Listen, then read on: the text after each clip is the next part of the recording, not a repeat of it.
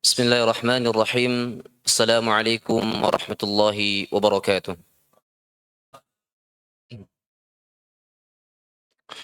Alhamdulillahi hamdan yaliku bi jalali wajhihi wa 'azimi sultanih. Ashhadu an la ilaha illallah wahdahu la syarika lah wa ashhadu anna Muhammadan 'abduhu wa rasuluh. Salawatu rabbi wa salamuhu alaihi wa ala alihi wa ashabihi wa man sara ala nahjihi ila yaumiddin. Amma ba'd. Jamaah sidang salat Isya dan Tarawih rahimani wa rahimakumullahu jami'an.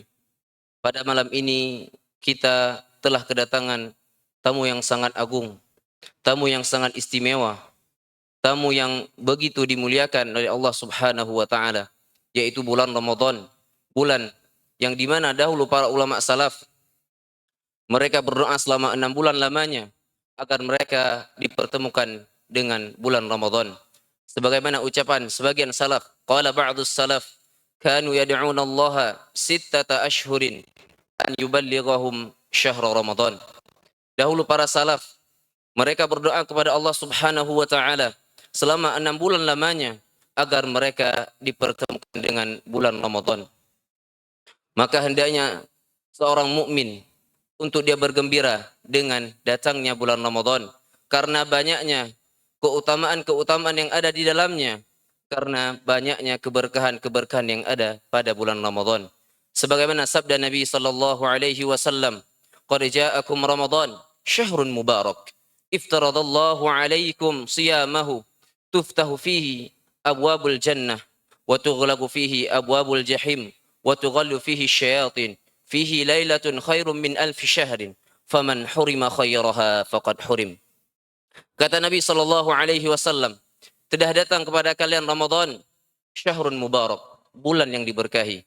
Allah Subhanahu wa taala mewajibkan atas kalian untuk berpuasa pada bulan tersebut.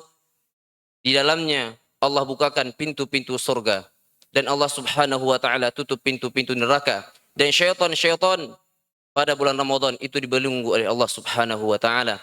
Fihi lailatun khairum min alfi syahrin, dan pada bulan tersebut terdapat sebuah malam yang lebih baik dibandingkan dengan 1000 bulan. Faman hurima khairaha faqad hurim. Maka barang siapa yang ia terhalangi dari kebaikan pada malam tersebut, faqad hurim, maka dia sungguh telah terhalangi dari kebaikan yang banyak. Jamaah rahimani wa rahimakumullah. Dan juga Nabi sallallahu alaihi wasallam bersabda, "Man qama ramadhana imanan wa ihtisaban, ghufira min dhanbi." Barang siapa yang melakukan salat di bulan Ramadan imanan wa ihtisaban, dalam keadaan dia beriman dan mengharapkan pahala dari Allah Subhanahu wa taala, maka ganjarannya, kata Nabi sallallahu alaihi wasallam, ghufira lahu ma taqaddama min dhanbi, diampuni dari dosa-dosa yang telah berlalu. Dan juga Nabi mengatakan, man shoma ramadhana imanan wa ihtisaban, ghufira lahu ma taqaddama min dhanbi. Barang siapa yang berpuasa di bulan Ramadan dalam keadaan dia beriman dan mengharapkan pahala dari Allah Subhanahu wa taala, ghufira lahu ma taqaddama min dhanbi, maka akan diampuni dari dosa-dosa yang telah lalu. Jamaah rahimani wa rahimakumullahu jami'an. Ramadan merupakan tamu yang sangat agung. Jika kita kedatangan seorang tamu yang sangat kita idolakan, tamu yang sangat kita nanti-nantikan kehadirannya, maka kita tentu akan menyambutnya dengan sambutan yang terbaik. Kita akan menyambutnya dengan jamuan yang terbaik. Lalu bagaimana dengan bulan Ramadan? Bulan yang sangat agung. Sudahkah kita menyiapkan hati? Sudahkah kita menyambutnya dengan tobat kita yang terbaik? Sudahkah kita menyambut bulan Ramadan ini dengan amalan kita yang terbaik? Karena Ramadan, ia datang membawa cahaya di tengah gelapnya hati, membawa ampunan bagi hati yang ingin kembali, dan dia datang membawa harapan bagi jiwa yang ingin memperbaiki diri. Maka jangan biarkan Ramadan ini berlalu tanpa taubat. Karena Ramadan ini berlalu tanpa ada air mata penyesalan. Karena bisa jadi tahun depan kita tidak bisa menyambutnya lagi. Bisa jadi tahun depan kita tidak dipertemukan dengannya kembali. Jamaah rahmani wa rahimakumullah.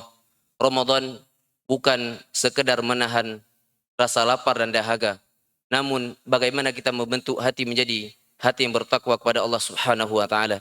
Sebagaimana Allah Subhanahu wa taala berfirman, "Ya ayyuhalladzina amanu kutiba alaikumus shiyam kama kutiba 'alal ladzina min qablikum la'allakum tattaqun. Wahai orang-orang yang beriman, diwajibkan atas kalian untuk berpuasa sebagaimana telah diwajibkan kepada orang-orang sebelum kalian. Lalu Allah menyebutkan tujuan dari puasa tersebut, la'allakum tattaqun, agar kalian bertakwa kepada Allah Subhanahu wa taala. Mari kita menyambut tamu agung ini dengan memperbaiki niat kepada Allah Subhanahu wa taala dan meniatkan setiap amalan-amalan yang kita kerjakan, baik itu salat, puasa, membaca Al-Qur'an, kita niatkan semua itu karena Allah Subhanahu wa taala. Karena Allah Subhanahu wa taala tidak akan menerima satu amalan pun yang itu diniatkan bukan karena mengharap wajah Allah Subhanahu wa taala. Dalam sebuah hadis qudsi, Allah Subhanahu wa taala berfirman, qala Allah taala, ana aghna syuraka'i 'anil syirk man 'amila 'amalan asyraka fihi ma'i ghairi taraktuhu wa syirkahu. Allah Subhanahu wa taala berfirman, aku adalah zat yang paling tidak membutuhkan sekutu. Maka barang siapa yang amalan lalu di dalam amalan tersebut dia menyekutukanku dengan selainku, kata Allah, taraktuhu wa syirkahu. Allah akan tinggalkan amalan tersebut dan Allah akan tinggalkan kesyirikannya. Maknanya jemaah rahimani wa rahimakumullah, Allah Subhanahu wa taala tidak akan menerima suatu amalan pun yang itu diniatkan bukan karena mengharapkan pahala dari Allah Subhanahu wa taala. Yang kedua, jemaah rahimani wa rahimakumullah, kita menyambut tamu agung ini dengan memperbanyak bertobat kepada Allah Subhanahu wa taala. Memperbanyak istighfar kepada Allah Subhanahu wa taala. Jangan sampai bulan Ramadan ini pergi dalam keadaan kita belum mendapatkan ampunan Allah Subhanahu wa taala, maka itu merupakan kerugian yang nyata. Sebagaimana sabda Nabi sallallahu alaihi wasallam, "Syaqiya 'abdun adraka Ramadan fansalakha minhu wa lam yughfar lah."